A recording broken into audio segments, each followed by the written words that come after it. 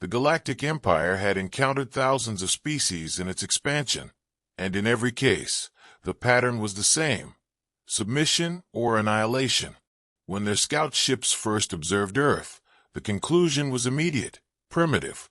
General Varkle of the Imperial Dominion stood inside the towering Galactic consulate, his armored form radiating disdain as he observed the group of humans before him. They were clad in dark blue uniforms, crisp and formal, their faces impassive. At their center stood General Thomas Briggs, a man built like a slab of granite, his piercing gaze fixed on the alien before him. Varkle's voice, heavily synthesized through his helmet speaker, crackled through the chamber. "You are outmatched in every conceivable way. Your weapons rely on primitive chemical reactions. Your vehicles crawl along the ground like insects.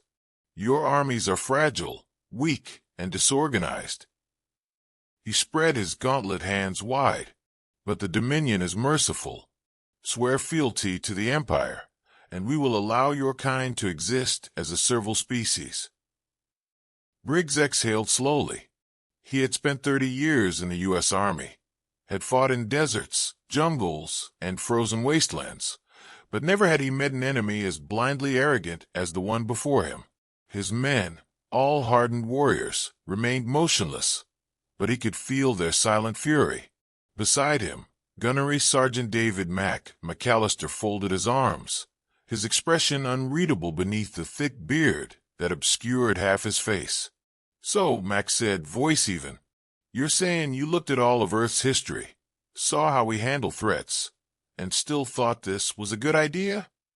Varkle let out a deep, guttural noise, something akin to laughter.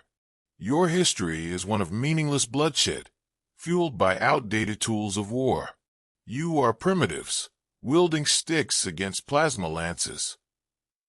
At the edge of the room, Captain Jason Reynolds, a Special Forces operator with more deployments than birthdays he could remember, leaned forward. "And yet, you came here to negotiate instead of wiping us out. Why is that?" The alien hesitated for a fraction of a second, but Briggs caught it. The Empire had studied humanity, but they had not fought them. That was their mistake. Briggs stepped forward, his boots heavy against the polished floor. "We don't bow. Not to you, not to anyone." His tone left no room for debate. "You want to fight? Then land your troops and see what happens." Varkle's glowing eyes flared with amusement. "Very well, human. If it is war you choose, then war you shall have." The Empire wasted no time. Within hours, the first wave of Dominion forces descended upon an American city. Towering dropships released sleek, insectal war machines that skittered onto the streets, while squads of power-armored aliens fanned out, their energy weapons humming ominously. In a command post deep inside the city, Briggs and his men watched the surveillance feeds with unblinking focus. "They're marching in formation," Captain Reynolds noted, "like they're expecting us to play by their rules." Max scoffed. "Yeah, well, I hope they enjoy disappointment." Briggs turned to his men. "They think we're weak because we don't use plasma. They don't understand brute force. Let's educate them." Within moments, American forces took their positions. On rooftops, teams of snipers calibrated their scopes. On street corners, squads hunkered down behind reinforced barricades. But the real monsters were waiting in concealed nests. Massive M2 Browning heavy machine guns, their belts of .50 caliber rounds gleaming in the dim light. The first contact was quick. The Empire's soldiers strode confidently into the open, their energy shields shimmering as they advanced. One of them raised a sleek, curved rifle and fired, sending a bolt of green plasma, slamming into a concrete wall, leaving a molten crater. "Fire!" Briggs ordered. The M2S roared to life. The air was instantly filled with the deafening clatter of machine gun fire, the .50 caliber rounds tearing through the supposedly impenetrable shields. The first alien in line was ripped apart, its armor shredded like paper. The ones behind barely had time to react before they, too, were cut down. Within seconds, a dozen bodies littered the ground. The survivors scrambled for cover, confusion evident in their erratic movements. Plasma weapons fired wildly, striking cars and storefronts, but their weapons overheated faster than expected. Mac grinned as he fed another belt into his machine gun. "Hell of a thing, ain't it?" he muttered, sending another burst into a squad attempting to flank their position. Energy shields stop heat, not kinetic impact. Guess what bullets are? Captain Reynolds was already moving, leading his team through back alleys to set up another crossfire point. The aliens had superior technology, but they weren't ready for raw, unrelenting firepower. Briggs, watching from a forward command post, nodded to himself. This was only the beginning. The battle should have been over in minutes. At least, that's what the Empire had believed. Yet, as the sun rose over the smoldering streets, it was their dead who lay scattered in heaps, their once imposing armor torn open by relentless streams of high-velocity rounds. Briggs stood atop a shattered parking structure, his gaze fixed on the wreckage below. Smoke curled from the broken forms of Dominion soldiers, their shimmering energy shields proving useless against raw kinetic force. Plasma burns scarred the pavement, evidence of the enemy's desperate retaliation, but the outcome was undeniable. The first engagement was a slaughter. Mac knelt beside one of the alien corpses, prying a piece of fractured armor from its chest plate. "They build their defense around energy absorption," he muttered, turning the material over in his calloused hands. "Plasma dissipates against it, but these babies?" He patted the smoking barrel of his M2. A half-inch slug moving at 3,000 feet per second? Rips right through. Reynolds adjusted his earpiece, listening to scattered reports. They're regrouping, pulling their survivors back to some staging point. He glanced at Briggs. "Means they're learning." Briggs nodded. "Then we stay one step ahead." A distant hum filled the air, a sound that sent a ripple of unease through the American ranks. Within moments, the sky darkened to sleek. Angular Dominion ships descended. The first wave had been infantry, arrogant, overconfident foot soldiers. This was something different. A column of bipedal war machines marched through the ruined streets, their metal frames gleaming under the morning light. They stood nearly 15 feet tall, their elongated limbs ending in multi-barreled energy cannons that pulsed with an eerie blue glow. Mac exhaled. "Ah, hell. They brought the big toys." Briggs remained calm. "And we'll break, just like the rest." The Dominion assault began without hesitation. The war machines locked onto entrenched American positions, unleashing concentrated streams of plasma. Concrete melted, barricades disintegrated, and entire buildings crumbled under the relentless onslaught. Soldiers scrambled for cover, their weapons suddenly feeling inadequate against this new, mechanical onslaught. For the first time since the battle began, the Americans were forced to retreat. Briggs barked orders into his radio, his voice cutting through the chaos. "Fall back to Sector 3. Hold your fire until I give the command." Men moved swiftly, ducking between burning wreckage as the war machines advanced. The Dominion had adapted, deploying armor that no mere rifle could dent. But Briggs had no intention of fighting fair. Inside a repurposed industrial plant, Army Engineer Lieutenant Greg Wallace crouched over a workbench, hands moving with practiced precision as he fed an oversized round into a modified M2. His makeshift team had worked through the night, fine-tuning their latest creation. Now, as the battle raged outside, he was ready to see if it worked. A radio crackled beside him.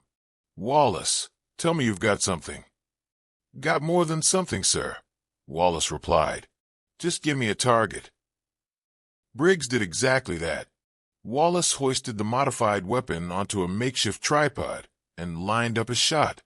The war machine loomed at the end of the street, its energy cannon charging for another blast. Wallace pulled the trigger. The first round screamed through the air, a tungsten carbide core wrapped in depleted uranium. It struck the war machine's chest plate with the force of a meteorite. The armor held barely, but the kinetic impact staggered the machine, sending it stumbling back. Wallace grinned. "Oh yeah, that'll do." He adjusted his aim and fired again, this time targeting a joint near the machine's leg. The second round punched through, severing the connection in a burst of metal and sparks. The war machine collapsed, its cannon firing wildly into the sky before falling silent. Mac let out a triumphant laugh. "Now that's what I'm talking about." But there was no time to celebrate. More war machines pressed forward, stepping over their fallen brethren with mechanical indifference. Briggs turned to Reynolds. "Take a team and hit their flanks. We keep them guessing." Reynolds nodded and signaled his men.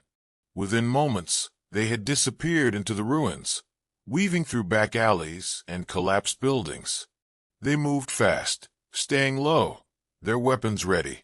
The Dominion relied on power and direct assaults, but they had no concept of guerrilla tactics.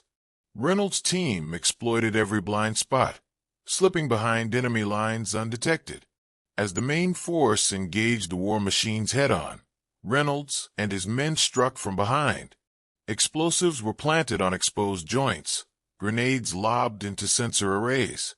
The Dominion machines, for all their firepower, had never been designed to handle an enemy that refused to fight in straight lines. One by one, they fell. Briggs watched as the last war machine collapsed, its mechanical frame twitching before falling still. The city was a ruin, but it was still theirs. For now. He turned to his men, their faces grim but determined. "We made our point," he said. "But they'll be back, and next time, they won't underestimate us." Wallace wiped sweat from his brow. "Then we'd better make sure they regret it." The Dominion had not expected resistance, certainly not from a race wielding slug throwers and armored vehicles that still relied on combustion engines. Yet, in the ruins of a once thriving American city, the truth was undeniable. The Empire's first assault had failed. Their war machines lay broken, their infantry decimated. And worst of all, the humans had adapted. From a command post deep in the industrial district, General Briggs surveyed the latest reports. His men had held their ground, but the next wave would come soon. The Dominion was adjusting, learning from their mistakes. That meant Earth's defenders had to stay one step ahead. Wallace stood beside a makeshift workbench, stripped Dominion weapons scattered across its surface. He picked up one of the alien rifles, turning it over in his hands. "Energy weapons burn hot, but they overheat fast," he muttered. "Plasma disperses too much over distance. And their shielding tech, useless against good old-fashioned lead." Mac leaned against a rusted support beam, arms crossed. "So what are you thinking, genius?" Wallace grinned. "I'm thinking we use their own tech against them." The first step was modifying their weapons. Dominion plasma rifles had incredible output, but were designed for prolonged engagements, not rapid-fire combat. Wallace and his team stripped out the safety limiters, reducing charge time at the cost of overheating. When fired in short bursts, the effect was devastating. The second step was armor. Dominion plating was durable but rigid. The Americans had salvaged enough from fallen enemies to reinforce their own gear, creating hybrid vests that could absorb energy blasts while maintaining mobility. The final piece was firepower. The heavy machine guns had been effective, but Wallace wasn't satisfied. Working with a team of engineers, he reinforced the M2S to handle even larger rounds. The result? A modified .50 caliber rifle firing depleted uranium rounds that could punch through anything the Dominion had. By nightfall, the new weapons were ready, and just in time. A low, droning hum filled the air. Recon drones had spotted incoming Dominion forces. This time, they weren't just sending infantry and war machines. They were sending their elite. Briggs watched from a rooftop as the first of the enemy vanguard arrived. These weren't the same overconfident foot soldiers as before. The Dominion had deployed their shock troopers, hulking figures clad in black armor, their movements precise, deliberate. They carried weapons larger than any man could wield, their plasma blades humming with lethal energy. Max scoffed. Guess they finally got serious. Briggs gave the order. Let's show them what serious looks like. The ambush was fast and brutal. From hidden positions, American forces opened fire, their modified rifles sending armor-piercing rounds straight into the enemy ranks. The first wave staggered but did not fall.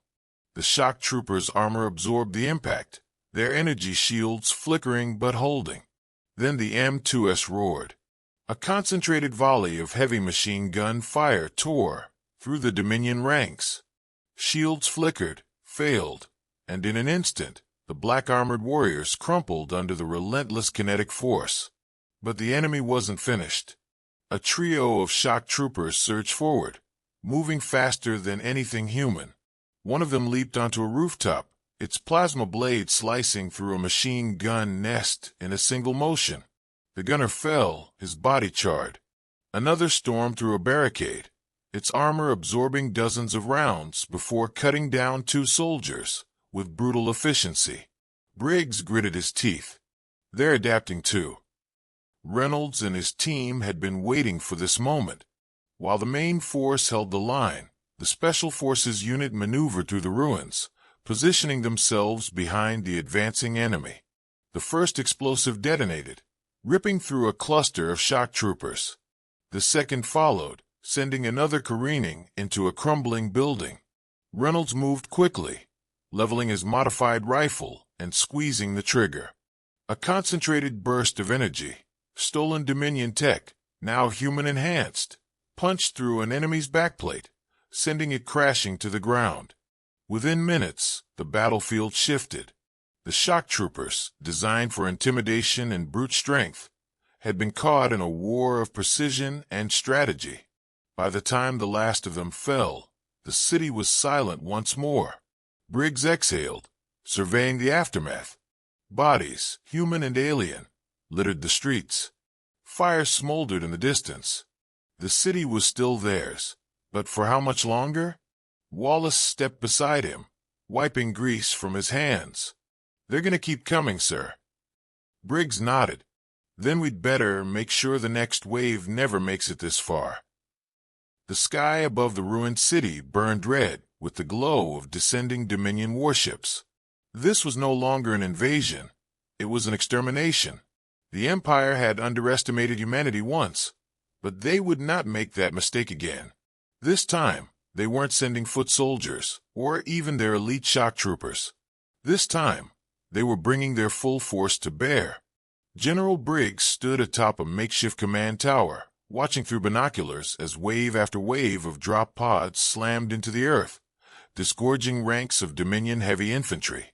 Behind them, towering walkers strode forward, each one bristling with plasma cannons and kinetic suppression fields designed to counter projectile weaponry. And at the rear, massive siege tanks hovered just above the ground, their weapons capable of reducing entire city blocks to ash.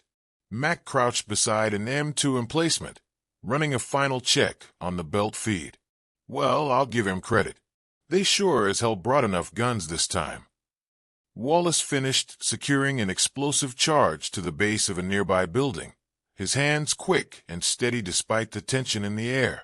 Doesn't matter how many they bring. They still don't know how we fight. Reynolds, perched in a sniper's nest high above the battlefield, adjusted his scope.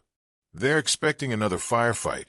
They don't realize we've been planning this since the first shot was fired. Briggs turned to his men, his voice steady, unwavering. We hold the line here. No more falling back. No more counterattacks. They want this city. They'll have to crawl over their own dead to take it. The first Dominion charge came like a tidal wave, ranks of armored soldiers advancing in perfect synchronization, their plasma weapons lighting up the ruined streets in a relentless storm of fire. But the Americans didn't return fire. Not yet. They waited. The Dominion forces pressed forward, their shields flickering as they absorbed the remnants of earlier skirmishes. They moved with confidence, certain that the humans were on the verge of breaking. And then, at the perfect moment, Briggs gave the order. Light 'em up. The streets exploded. Pre-planted charges detonated beneath the enemy's feet, sending metal and alien flesh hurtling through the air. Entire buildings collapsed in controlled demolitions, funneling the Dominion forces into tight kill zones. And then the heavy machine guns roared to life. From every vantage point, M2S unleashed their fury, their .50 caliber rounds ripping through exposed enemy flanks. The modified weapons, loaded with depleted uranium rounds, punched through even the strongest armor, leaving shattered husks where soldiers had once stood. Mac let out a low whistle as he cut down a squad attempting to advance. Still think kinetic weapons are primitive, you alien sons of bitches. Wallace's reinforced M2 barked, sending round after round into the joints of an approaching walker. The first shot staggered it. The next burst took its leg clean off, sending the war machine crashing to the ground. Reynolds picked his shots carefully, each round finding a weak point in the Dominion ranks. He exhaled slowly, squeezing the trigger. One shot. A squad leader dropped. Another shot. A Dominion engineer collapsed before he could reinforce a crumbling shield barrier. But the enemy kept coming. From the rear, the siege tanks began their bombardment. Plasma blasts streaked across the battlefield, melting through concrete and steel as they attempted to suppress the human defenses. Briggs narrowed his eyes. We need those tanks gone. Now. Reynolds was already moving. He and his team slipped through the rubble, using the chaos as cover. They moved like ghosts, silent and unseen, weaving their way behind enemy lines. The first tank loomed ahead, its energy cannons glowing as it prepared another shot. Reynolds gave a silent signal. His men fanned out, placing charges along the tank's hover stabilizers. The explosion was immediate and catastrophic. The tank lurched, tilting violently before slamming into the ground. Before the crew could react, Wallace's modified M2 fired a single, perfectly placed round through its weakened armor. The tank detonated in a brilliant fireball. One down. 2 more to go. The battle raged for what felt like hours. The Dominion threw everything they had into the fight, but the Americans held, adapting, outmaneuvering, refusing to break. And then, as the sun dipped below the horizon, the unthinkable happened. The Dominion forces faltered. Briggs watched as the once relentless enemy hesitated, their formations crumbling. For the first time since the invasion began, the mighty Galactic Empire was retreating. Mac let out a breathless chuckle. No way. They're actually pulling back. Wallace slumped against a barricade, wiping sweat from his brow.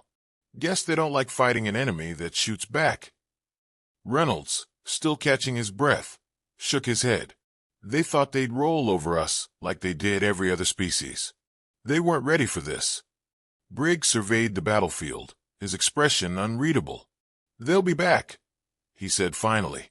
They don't take losses lightly. Mac grinned, patting the side of his beloved M2. Then I hope they bring more troops next time, because we've got plenty of ammo left.